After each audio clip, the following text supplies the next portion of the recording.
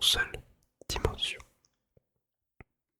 Je vais baisser le son du casque pour pas que ça se répercute dans le micro, ce dont je doute quand même un petit peu.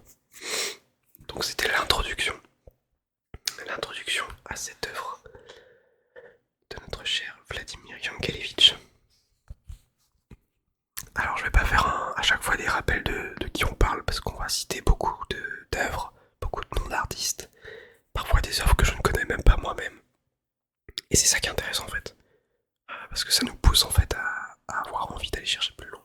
Bref, ce que je vous propose donc c'est de squeezer la partie 1.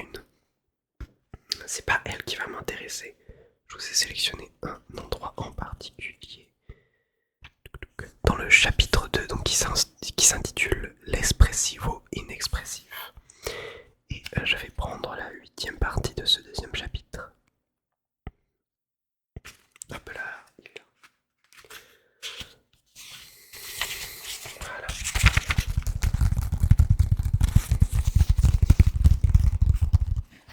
C'est un livre qui est assez courant, vous avez vu.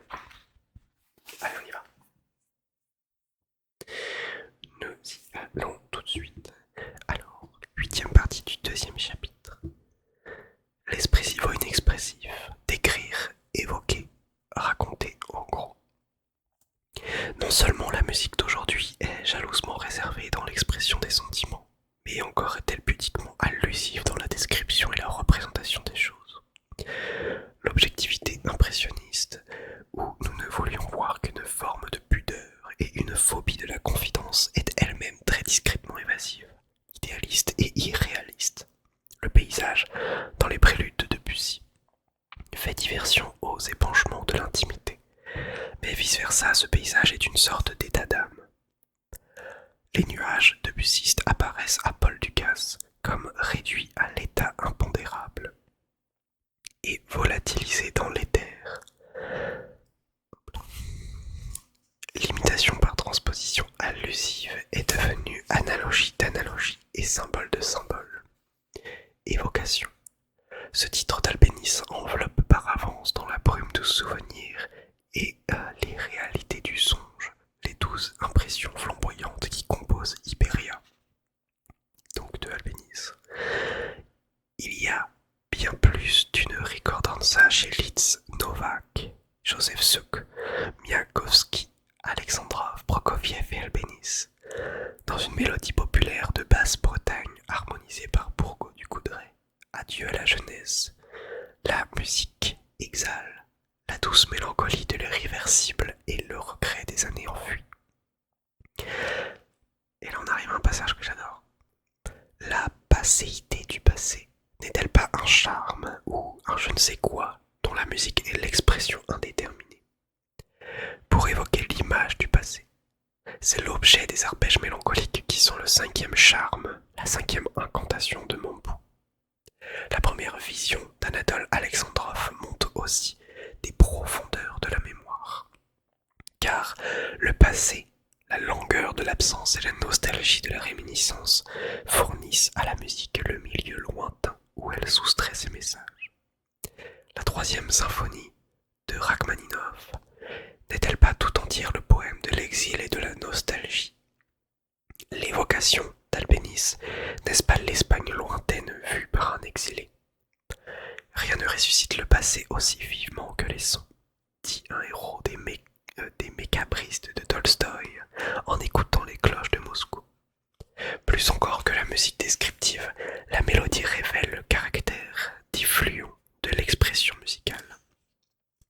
La musique n'exprime pas mot à mot, ni ne signifie point par point, mais suggère en gros. Elle n'est pas faite pour les traductions juxtalinéaires, ni pour la confidence des intimités indiscrètes, mais pour les évocations atmosphériques et pneumatiques. Le rapport de la musique au texte, dans une mélodie de forêt, loin d'être un rapport de parallélisme ponctuel, apparaît comme une relation indirecte et très générale, un simple effet d'ensemble. Dans ce rapport nécessaire mais insuffisant avec un substrat matériel, ne reconnaît-on pas, à certains égards, l'ambiguïté même de la cérébration? Cérébration. Le cerveau est la condition générale de la mémoire, en ce sens qu'il n'y aurait pas mémoire s'il n'y avait cerveau. Et pourtant, les souvenirs ne se répartissent pas, neurone par neurone, dans les différentes circonvolutions de l'écorce. L'âme, la pensée, la vie et la présence personnelle sont inhérentes à l'existence d'un corps en général. Et pourtant, l'âme n'est repérable ni ici, ni là dans ce corps. L'âme n'est pas localisable, mais elle est plutôt présence diffuse, comme cette grâce partout répandue. Alors je peux pas vous le lire parce que c'est écrit en grec, et je ne sais pas lire le grec. Donc, nanani nanana, qui habille selon Plotin la forme sensible de la beauté. Donc c'est dans les Énéades de Plotin. Je peux peut-être vous montrer. Voilà. C'est ça que je peux pas vous lire parce que je ne sais pas lire. C'est ce qu'on a ici. Pardon, je reprends. L'âme qui s'exhale comme un parfum de la présence charnelle en général et qui s'évade pourtant de toute topographie. L'âme fuyante et ambiguë n'est-elle pas une manière de charme? L'âme est le charme du corps. Cette ubiquité, ce partout et nulle part, ubique et nusquam, ubique et... Oh, pardon, c'est du latin. Ubique et nusquam, exclusif de tout, quelque part. Cette présence omniprésente et du même coup omniabsente caractérise aussi la présence absente du sens dans la phrase et du charme dans la musique.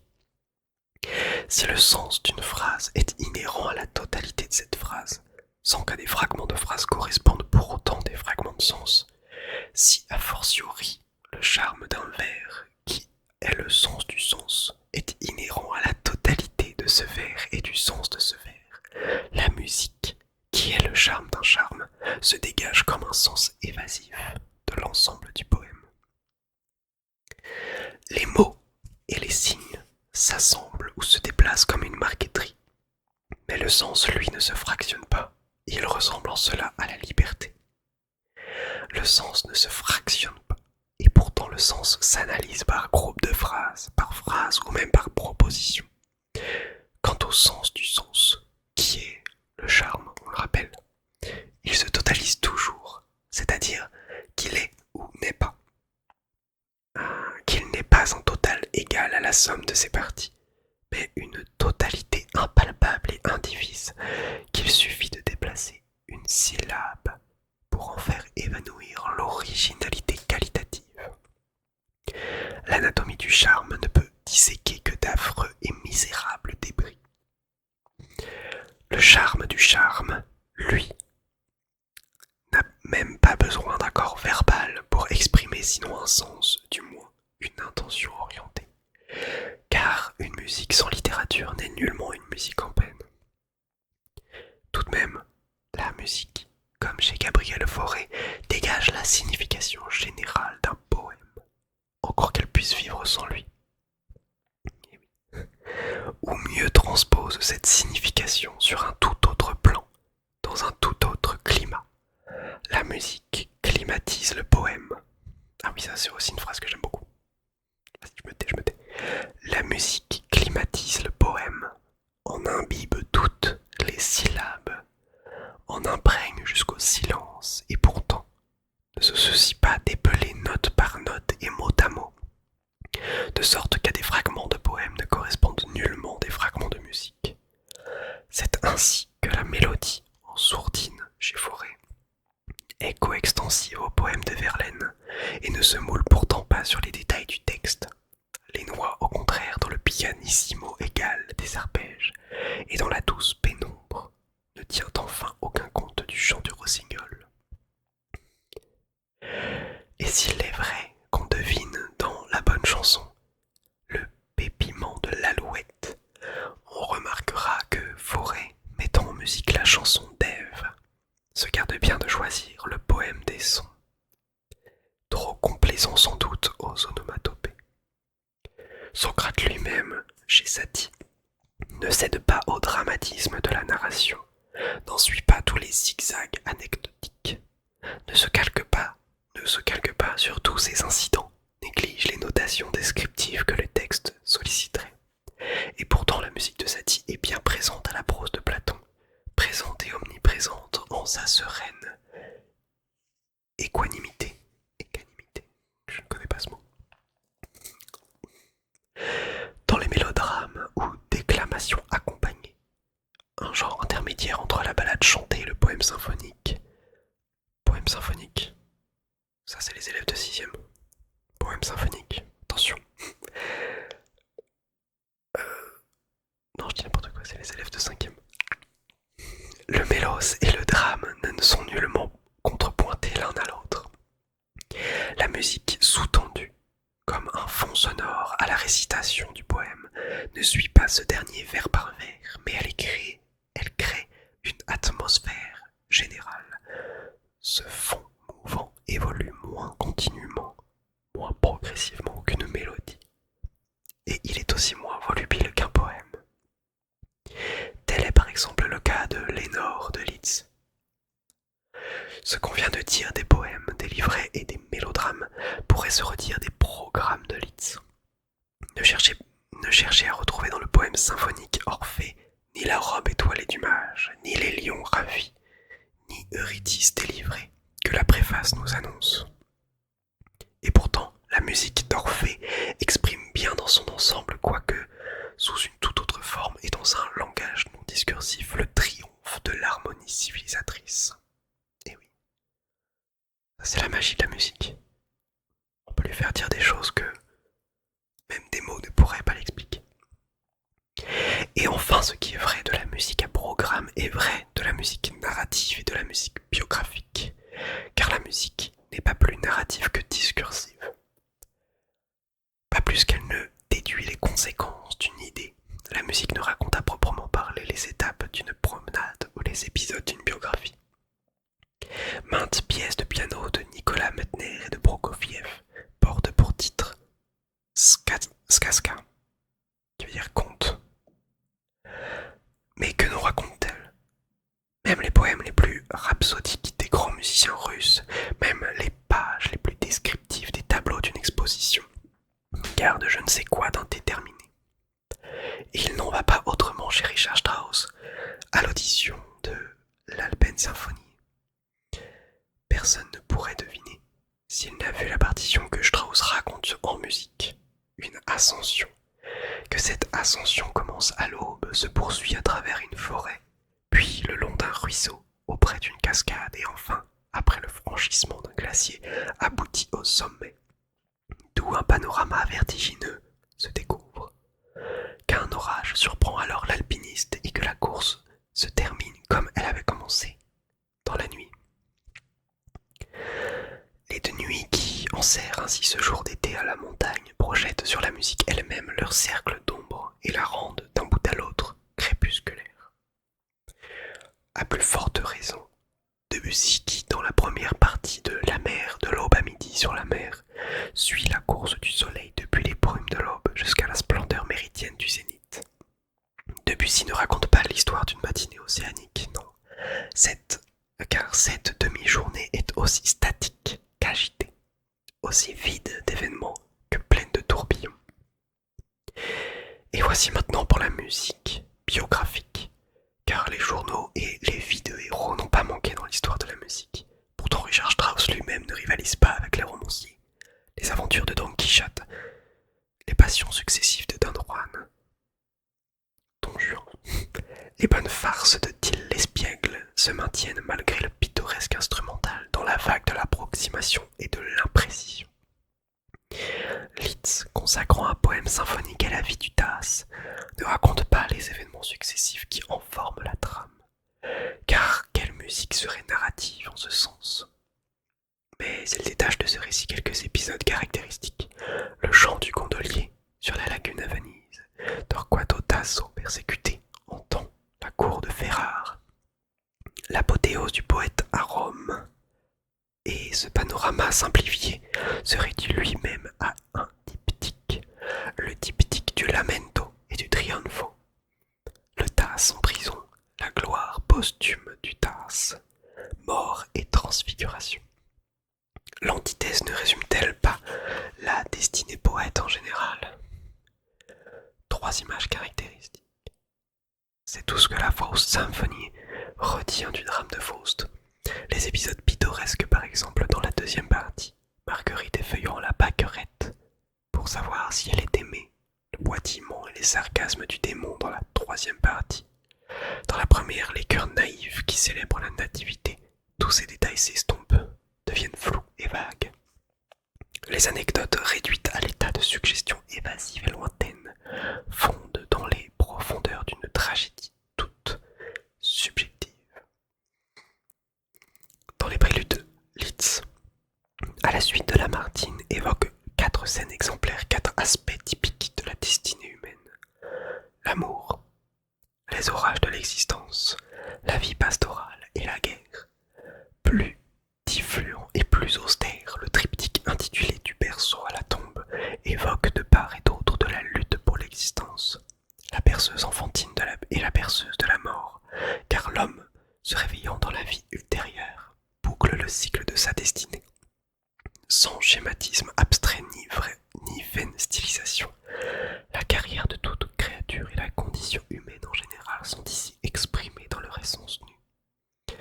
L'admirable quatuor en mi mineur de Smetana, Histoire de ma vie, ne suit pas d'année en année l'évolution continue d'une existence, ni les péripéties de cette évolution, mais il choisit à travers les âges de la vie 4 jalons significatifs qui en résument le drame. L'aspiration de l'artiste a un idéal inexprimable, les polkas de la bohème, évoquant la souriante jeunesse du grand tchèque, et puis l'amour rêveur et mélancolique comme le passé lui-même.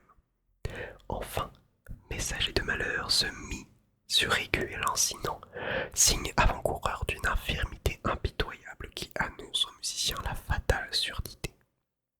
J'ai mal au bras. Où est-ce que je suis? Ces 4 repères émergent comme à travers la brume d'un rêve.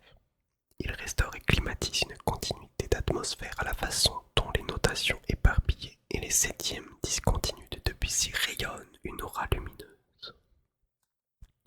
L'autobiographie, si autobiographie il y a, est donc quelque peu onirique. Elle dégage le sens du sens, donc le charme, c'est-à-dire le sens avec exposant, le sens secondaire et soustrait le sens primaire, le sens absurde en somme, car il est mélange de sens et de non-sens, qui est le sens même d'une destinée tranchée par la mort et pourtant supérieure à la mort. Quelqu'un a vécu, espéré, souffert, et de toutes ses forces tendues vers ces choses inexistantes que visera aussi Gabriel Fauré. On ne peut rien conclure, mais on a envie, comme le prisonnier de Mons, d'interroger son âme. Dis, qu'as-tu fait, toi que voilà de ta jeunesse? Non, une sonate n'est pas circonstanciée ou détaillée comme le journal d'un écrivain. La musique signifie donc quelque chose en général, sans jamais rien vouloir dire en particulier. Mouvement. Dans cette image pour piano, Debussy évoque le mouvement de quelque chose en général, la pure essence indéterminée de la mobilité, que le mobile soit un coureur essoufflé ou une feuille morte chassée par le vent, ou bien une toupie ronflant sur place.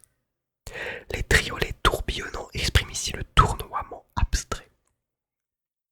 Ceci est vrai non seulement quand la musique communique un sens qu'elle prétend nous suggérer, mais encore quand elle exprime une émotion qu'elle réussit à nous inspirer. Car l'expression d'un sentiment, chez Fauré, est aussi indéterminée que, chez Debussy, la description d'un paysage. Monsieur Étienne Souriau a décrit le premier des phénomènes d'abstraction sentimentale, et Bayer, à son tour, parle d'une sensibilité généralisatrice qui vise des essences de sentiments. Ma voisine n'arrête pas d'hurler. Tels sont les sentiments toujours quelque peu génériques que la musique est censée traduire. Par exemple, Fauré intitule Allégresse une pièce brève, en do majeur dont les arpèges ailés, volant d'un bout à l'autre des touches blanches, expriment la joie, sans cause, la joie indéterminée et immotivée. pièce appelée Tendresse. Les deux pianistes de Dolly dialoguent. Elle est complètement folle. Je disais donc. Les deux pianistes de Dolly dialoguent canoniquement sans échanger des idées précises. On dirait une âme silencieuse qui monologue avec elle-même, non moins vague la nostalgique forêt mettant en musique. Théophile Gautier exprime dans la tristesse. Désir est, chez Scriabine, le titre d'une pièce où balbutient les pressentiments et qui exhale l'élan réprimé, l'aspiration confuse et on ne sait quoi. Mélancolie, chez Poulenc, est une feuille d'album à peine triste dont la tonalité de ré bémol majeur, la douce animation, la résistance ritardando semble hésiter entre passion et humour. Les trois Vesponki de Václav Novák, triste, inquieto, amoroso, exprime de même des émotions sans cause. Le disperato lydien n'est-il pas désespoir d'exister en général, désespoir sans tragédie assignable? La musique est, très paradoxalement, le monde de l'abstraction qualitative, ou si l'on peut dire du schématisme concret. La musique disait profondément Schopenhauer, n'exprime pas telle joie déterminée ou telle tristesse particulière, mais elle instille en nous la mélancolie en général, la joie en général, la sérénité en soi. L'espérance sans cause. Nietzsche va encore plus loin. La musique n'exprime même pas la douleur en général ou la joie en général, mais elle exprime l'émotion indéterminée, la pure puissance émotionnelle de l'âme. La musique exalte la faculté de sentir, abstraction faite de tout sentiment qualifié, que ce soit regret, amour ou espérance. La musique éveille dans notre cœur l'affectivité en soi, l'affectivité non motivée et non spécifiée. Ce qui traite la musique comme un moyen d'exprimer certains sentiments déterminés reste sur le parvis, ainsi parle Nietzsche, sans avoir accès au sein des saints. Sans doute Nietzsche passe-t-il un peu vite sur la spécificité des essences affectives éveillées par la musique. Sans doute n'y a-t-il pas de confusion possible entre la folle jubilation des Ritana chez Albéniz ou la nostalgique exhale chez Litz, le mal du pays. Il n'en est pas moins vrai qu'au point de vue sémantique et comme langage des émotions, la musique reste toujours équivoque et décevante. Toujours significative en général et jamais en particulier. La musique n'est-elle pas le domaine de l'ambiguïté? Telles sont les âmes, la liberté et la vie, évidentes dans l'ensemble et comme effet de masse, mais toujours démenties sur chaque point et contestables en chaque détail. La musique n'exprime de près aucun sens assignable, et pourtant la musique est grosso modo expressive et puissamment expressive. Incapable de développer, inapte au progrès discursif, mais comment s'exprimerait-elle sinon en gros?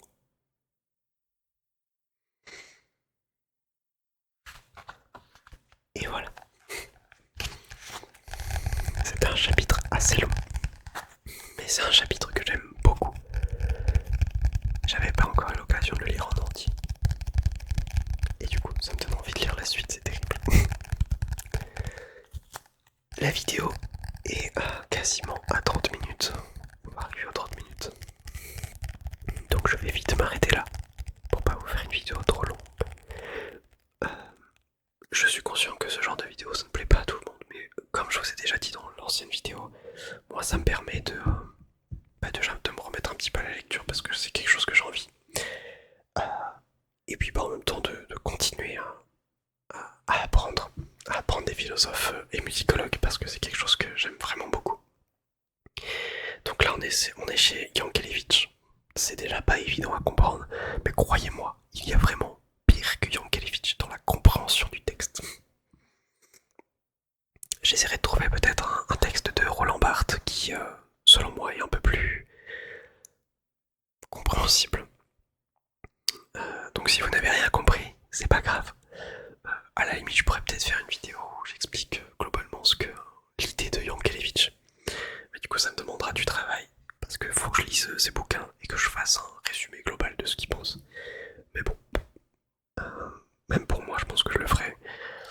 On verra bien plus tard. En tout cas, je vous remercie beaucoup d'avoir suivi cette vidéo. J'espère que ça vous a plu, que ça vous a détendu. Ça se trouve, vous êtes juste endormi dessus parce que vous en avez rien à faire de ce que j'ai dit et que peut-être vous n'avez rien compris. Ce qui est fort probable. Mais voilà, j'espère en tout cas que ça vous a plu. Et nous, on se dit à très vite. À très très très très vite pour une prochaine vidéo qui changera. Je vous l'avoue, je vais pas faire tout le temps la même chose.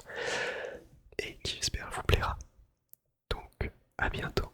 Et bonne relaxation, bonne soirée, bonne nuit. Bref, à la prochaine.